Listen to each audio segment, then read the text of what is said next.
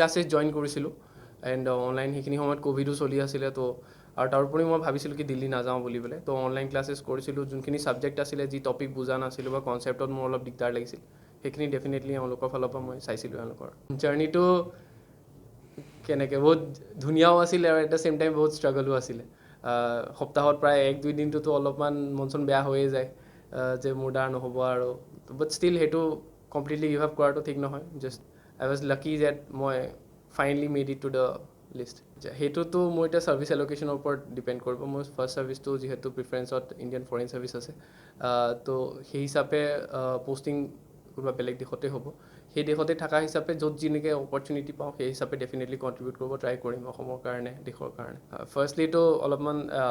self confidence থাকিব লাগিব এনেকৈ নিজকে ডাউট কৰি থাকিলে নহ'ব যে মই পাৰিমনে নাই ছেকেণ্ডলি সেইটো হোৱাৰ পিছত এবাৰ যদি ডিচাইড কৰি লৈছে যে মই এইটো জাৰ্ণিত যাম তো অলপমান মেণ্টেল ৰেজিলিয়েঞ্চো লাগিব যে মানে অলপ মেণ্টেল ষ্ট্ৰেংথ লাগিব কাৰণ জাৰ্ণিটো অলপ ষ্ট্ৰাগল হয় তাৰ উপৰিও অলপ যেতিয়া ৱৰ্ক কৰা ষ্টাৰ্ট কৰিব লগতে হাৰ্ড ৱৰ্কৰ লগতে অলপ স্মাৰ্ট ৱৰ্কো কৰিব লাগিব তাৰপিছতে আৰু ফাইনেলি এইটোৱে ক'ম যে তেওঁলোকে নিজৰ কষ্ট কৰি যাওক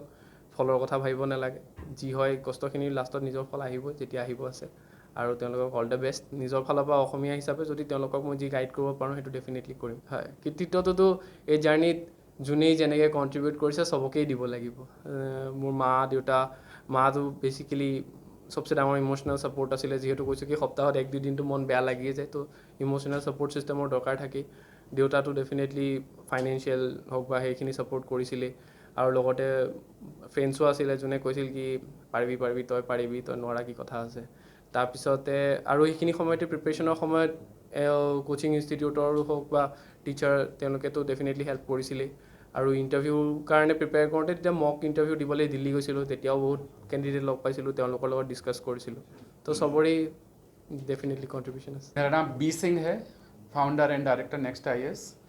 और ये नेक्स्ट आईएएस दिल्ली का संस्थान है और एक बहुत ही एलीट क्लास संस्थान है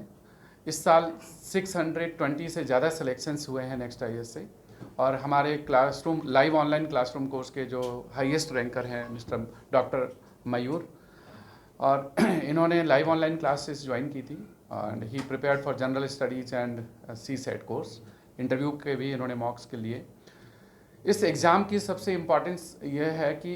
this exam requires 3 stage preparation prelims में एप्टीट्यूड स्किल्स एनालिटिकल स्किल्स भी इंपॉर्टेंट है general studies has to be very good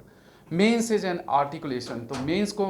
लिखने के लिए कम शब्दों में कैसे आप अपने आंसर्स बहुत अच्छे लिख सकते हैं so for that you have to practise comprehensive preparation is required all the subjects are important और main syllabus is very high apart from the general studies essay paper has to be prepared then the optional papers and 2 qualifying papers of the language and English इसके अलावा फिर interview stage जब आता है तो interview की preparation बहुत ही अच्छी होनी चाहिए and next IAS is one institute which provides all the 3 stage supports prelims mains and interview and we have the variety of the courses classroom courses and daily live classroom courses online available and then we have the postal programs and the books available so this is all the supports from next IAS any students who want support for any of these stages prelims mains or all pre-com mains we are open to support this institute is a very quality institute having very good teachers and top class institution of the India